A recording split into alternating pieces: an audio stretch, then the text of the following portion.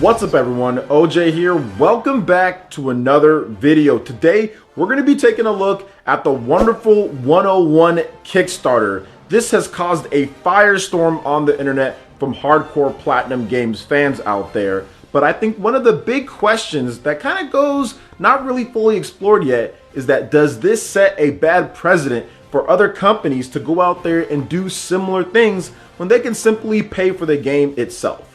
But first, I want to get into Platinum Games, what that company is about, the Kickstarter and the success of that, and of course what we can see in the future from other companies, and of course my thoughts on all of this. Platinum Games is an indie studio, believe it or not. Even though you guys know them for some of the biggest games in the industry and some of the best reviewed games as well, their games really aren't indie games. So for example, they're like a mercenary. You go out there, you hire them to get your project done, and then that is that. They don't own the organization. They don't have any stake in these companies that they make games for. They don't own the IPs fully.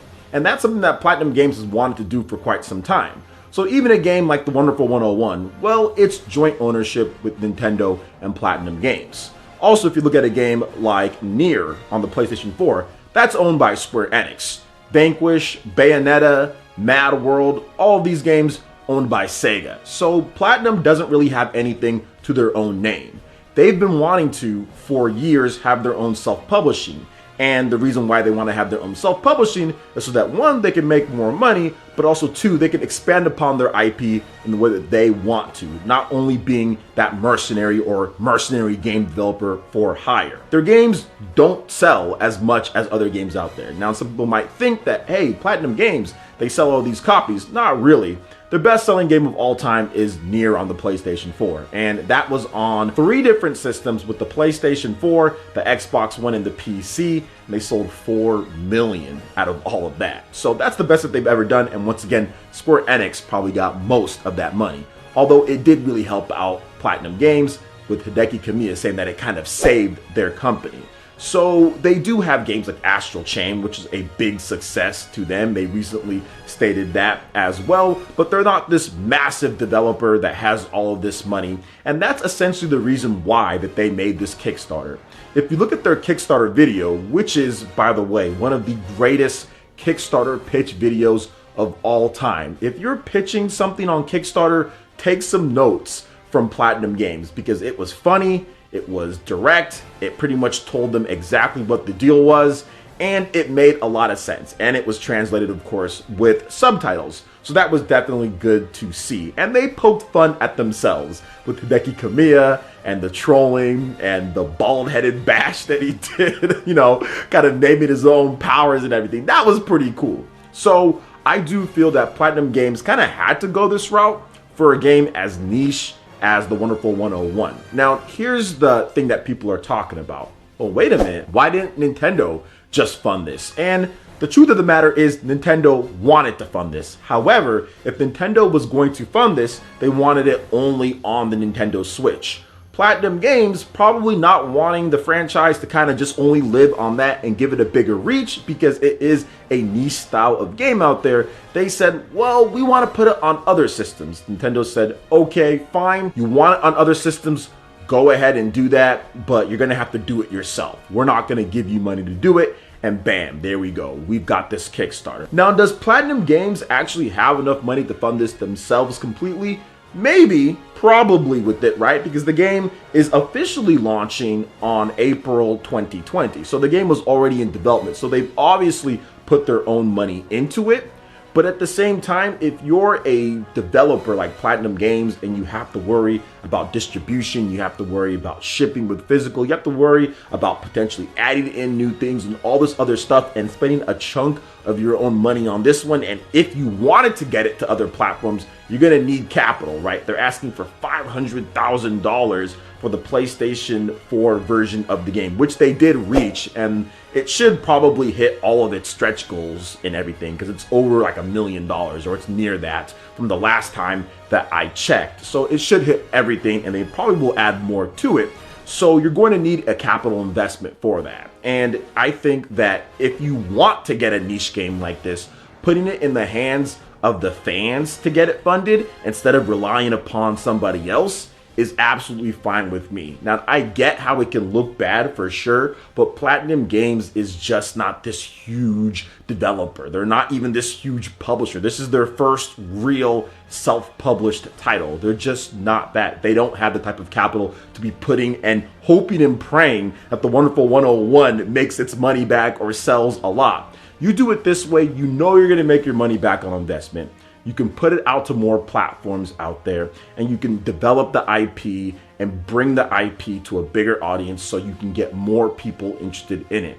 The Wonderful 101 was stuck on a horrible selling system with the Wii U. Fantastic game, just came out at the wrong time on the wrong system when it comes to it. If the Wonderful 101 would have launched on the Switch instead, it would have been much more successful. But that's neither here or there. That is the past. The Wonderful 101 was thought of back then. Heck, the game was even being thought of for the Nintendo Wii originally. So it goes all the way back with Hideki Kamiya. But the question is this: does this pose a bad example, a bad precedent for other companies to follow this? And I would say no. And here's the reason why I say no with this one. Because Platinum Games is such a unique type of developer. You're not going to see bigger developers, because Platinum Games is very unique, but you're not going to see bigger developers or even publishers do this normally, right? It's not going to be a thing because publishers usually have the money to fund these projects. And I think that's where people kind of don't really know what's going on. They think Platinum Games is like a publisher with that type of capital and money, but they're not, which they stated clearly in there. And you can look at their financial results and stuff. They're just not that. So I don't see this being a problem like Nintendo all of a sudden wanting to fund, you know, Super Mario Galaxy 3, or like Xbox wanting to do something like that. I don't see it, but we've kind of seen something like it with Sony and also with Shenmue, right? Which Sony wasn't the complete publisher on that, but there was some weird stuff going on there. But we've seen it before and the fans responded, right? This wasn't even a brand new game. This was essentially just a port of a game that we've already gotten. So we know what the end product is going to be. They have it right there, and it's coming very soon, right? So it's a little bit of a different case. There's not really many big developers like Platinum Games. There's not going to be them really doing that too much, and you're probably not going to see it from other publishers as well. Kickstarter, when it comes to video games, will probably still be more on the indie side of things. Will still be more on the smaller companies out there. But I do think that maybe this sets a trend for certain games. If you have a niche game that people really want to see come back, or if a company doesn't want to fund a game and a bigger developer wants to go to them to say, hey, let's get this via Kickstarter, let's get the funds up front, we can make the game better, we can prove that there's a market for it, why not let the fans be the determining factor?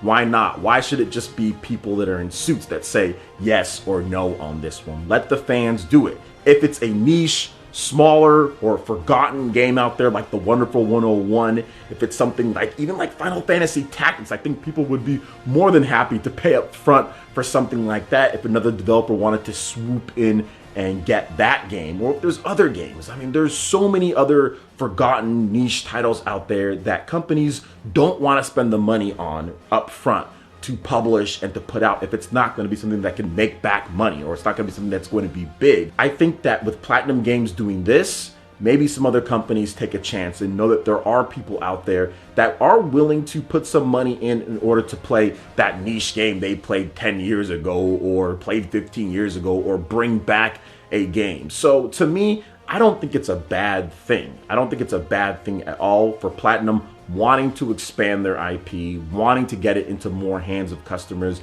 out there, because it is a game that is a hard sell. Even though the Kickstarter is successful, overall, if you look at it, obviously the Wii U version still sold way more copies than this will have backers. They're not going to make what they made on the Wii U initially, at least. Maybe we'll see how many people buy it overall, but it's not like there's already more backers on this Kickstarter than what they sold on the Wii U. So you have to think about it that way as well. So going forward, I think that we could see some major companies maybe do something like this with an outside developer and say, hey, you guys really want it, you can do this. If that gets us some of these niche games faster, then I'm all down for it. But I just don't expect to see companies funding stuff like Persona 6 crowdfunding, you know. That's not going to happen. I don't think that this kind of affects something like that happening. This is a very special case with the jointly owned IP that flopped on a system that had multiple other games flop. It's just so many unique circumstances and things that put this game different. And just the company itself, Platinum Games, is a very unique company. You don't see indie devs in terms of developer size as big as they are. Most of them that have 200 employees or something like that, most of them are purchased by a publisher, right? They're purchased by a company, whereas Platinum Games is still independent and they want to move into publishing. So they're going to need that, but they're an indie developer. They're not owned. They're not publicly traded. So they're going to need that capital investment. So to me, from somebody who is, researched when it comes to business and how these things work, it makes sense from my standpoint and how I see it. It's not like they're crowdfunding Bayonetta 3 or something like that. It's the Wonderful 101. It's a game that originally flopped, so it makes sense. And if they want to get it out to more people, at least Nintendo did give them the blessings to do that. So overall, I'm happy for Platinum Games. I'm happy that this has been a success so far, and it's going to be really cool getting some of the new stuff, right? They talked about DLC, free DLC for all backers, the new Luca side game, the 2D one. They can add in a time attack mode. Maybe online multiplayer gets added in. There's all sorts of exciting stuff that could happen with stretch goals to make the game even better. So what do you guys think about all of this? I'd love to hear your thoughts in the comment section below. All right, guys, that wraps it up for this video here. Check out the link in the description below. Give us a follow on Twitter. Go ahead and like, comment, and subscribe if you haven't already done so. And we will see you guys for the next video. Peace.